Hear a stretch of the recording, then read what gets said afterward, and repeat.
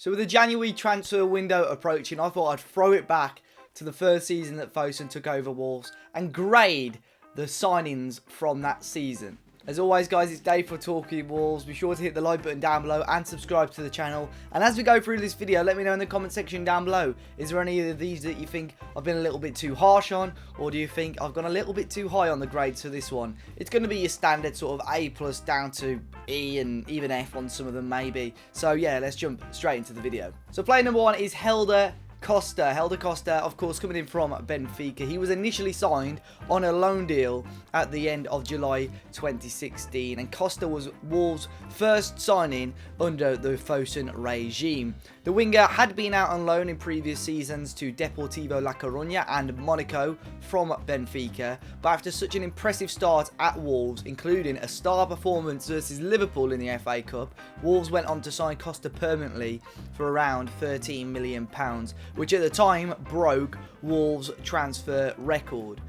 Some might say Helder Costa's performances single-handedly kept Paul Lambert's side up that season, and he went on to grab some serious awards: the Player of the Season award for Wolves, the Players' Player of the Season, and the Goal of the Season award as well for his goal against Cardiff. Unfortunately though, Costa never really hit the heights again, with small injuries and Wolves drastically improving the squad the season after under Nuno. Costa is now at Leeds United and moved to the Yorkshire side on a permanent deal for around £15 million in the summer. Good player, good business at the time, and good business for the sale. I think we did really well to get our money back for him. I'm going to go with a B+ for Helder Costa. The second player on my list is the fullback Silvio.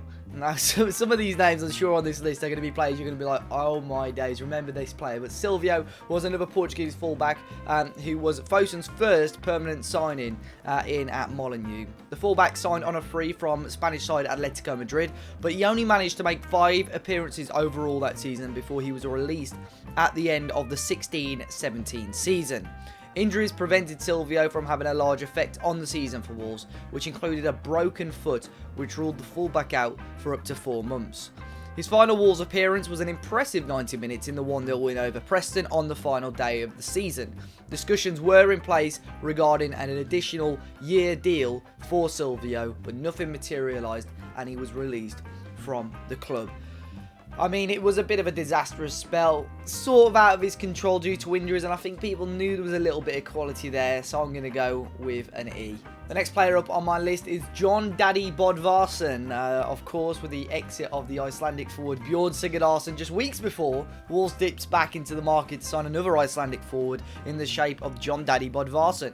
He fired in his first goal for the club on the opening day of the season in a 2-2 draw with Rotherham, and then scored just a couple of weeks later as well in the 3-1 win over Birmingham. Despite his strong start though, Bodvarsson then failed to score until April in a defeat to Bristol City. Wolves then moved the forward on in July of 2018 to fellow Championship side Reading, but unfortunately this striker will probably be more well known for the Icelandic clap rather than his goals. Again, this one may seem a bit harsh, but Jon Dadi, when you look at it on paper, just didn't hit the heights that I think his first couple of games showed, so it's a D+. Player number 4, and this is one that you guys will remember for right or wrong reasons, I don't know, but Joao Teixeira, of course, a big player for Wolves just at the start of that season, but yeah, Wolves continued to dip into the loan market and snapped up the midfielder Joao Teixeira until the end of the season. Teixeira came across as one of the most technically gifted players Molineux had witnessed for a long time. He started in his debut versus Rotherham and then scored his first 2 goals in a tremendous 3-1 win against Brentford. Unfortunately, his Wolves career peaked there, and after falling out of favour with Paul Lambert, the midfielder's loan was cancelled and he was then loaned to Nottingham Forest. After just 20 appearances, plenty of Wolves fans will still associate the words "what if" with Joao Teixeira. Of course, such a good player to watch, and I'm sure a lot of us wish we saw more of him, but it's going to have to be a D- for Joao Teixeira. Player number 5 is Prince Oniangue. The Wolves signed the Congo international midfielder Prince Oniangue for £2 million from French team Reims. Despite signing a 4-year contract, Oniangue appeared just 10 times for Wolves before Paul Lambert shipped him out on loan to Bastia for the remainder of the season.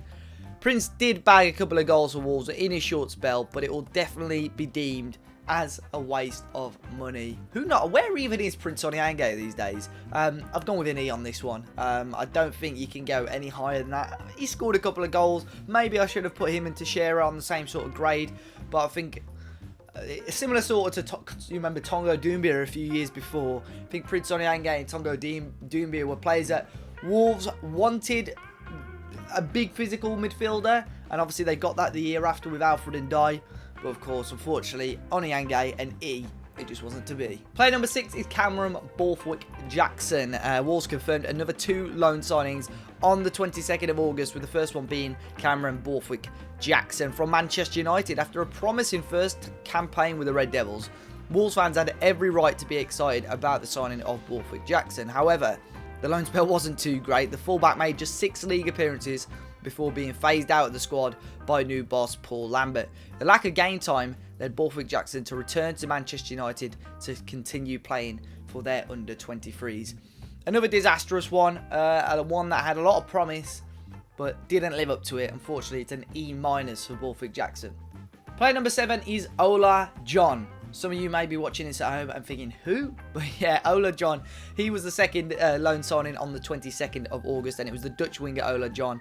His injury-ridden loan spell, though, did result in the winger just playing 71 minutes in all competitions for Wolves. Similarly to other players, his loan spell was then cut short in January of the 16-17 season, and he went on to join Deportivo de La Coruña on loan. Unfortunately for Ola John, there is not much else to say. It's an F. It's the lowest we can go. Even a U. Is that thing still a U? But yeah, we're going to go with the lowest grade possible for Ola John, an F. And probably these will start to get a little bit better, but player number 8 is Paul Gladon. Paul Gladon, the man who single-handedly kept Shifnal Balti afloat. Unfortunately for Gladon, he's remembered by Wolves fans for all the wrong reasons. Wolves somehow spent £1 million on the Dutch striker who failed to score whilst at Molineux. Again, somehow he stayed under contract at Wolves though until 2019, before his contract then went on to be terminated. Again, the lowest it can be, an F, I think, for Paul Gladon. Just wasn't the right player for Wolves to sign at the time. And again, on him and Prince Oniangue, there's £3 million that Wolves are definitely never going to get back. Player number 9, and we finally move on to one. It's Romain Saiss, and Wolves captured the Moroccan international for around £3 million.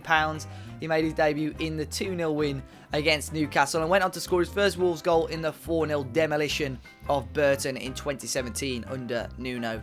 Saiss had a very patchy first campaign though. He never really saw eye to eye with Paul Lambert, but he did still grab 42 league appearances the following season under Nuno.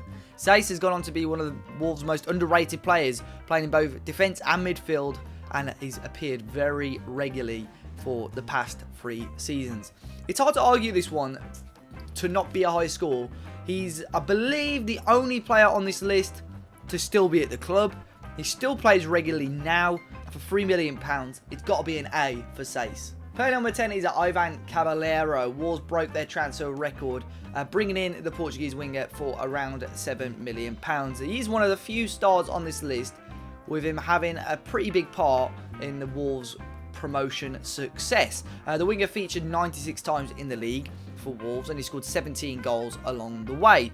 But similarly to Holder Costa, Cavaleiro didn't quite grow with how quick Wolves were moving, and moved on to Fulham before the club, on an initial loan deal before the London club made it a permanent deal in January 2020. Again, not an overly disastrous career at Wolves for Cavaleiro. Big part of that promotion campaign. Wolves made their money back and more on him. It's got to be a B+. Player 11 is Richard Stearman. Richard Stearman's return to Wolves was one of the strangest signings of Fosun's first transfer window. Steers had departed the club quite surprisingly just 12 months before, until Wolves re-signed the centre-back on a season-long loan. Although not the most memorable of campaigns, Richard Stearman headed in the opening goal in Wolves' 2-1 FA Cup victory over Liverpool.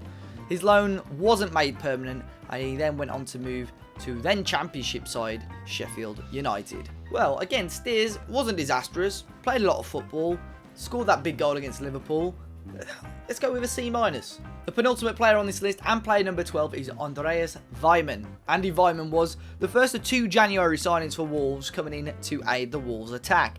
The Austrian managed to score 3 goals in 21 appearances for Wolves, including the second goal in the FA Cup win over Liverpool on his first start. Wolves were in talks to sign Weimann on a permanent deal until Paul Lambert then was replaced by Nuno. You know what, I liked Andy Weimann. I felt, you know what, in that summer, if Wolves signed him, the summer when Nuno came in, I wouldn't have been distraught. Again, another big goal at Liverpool.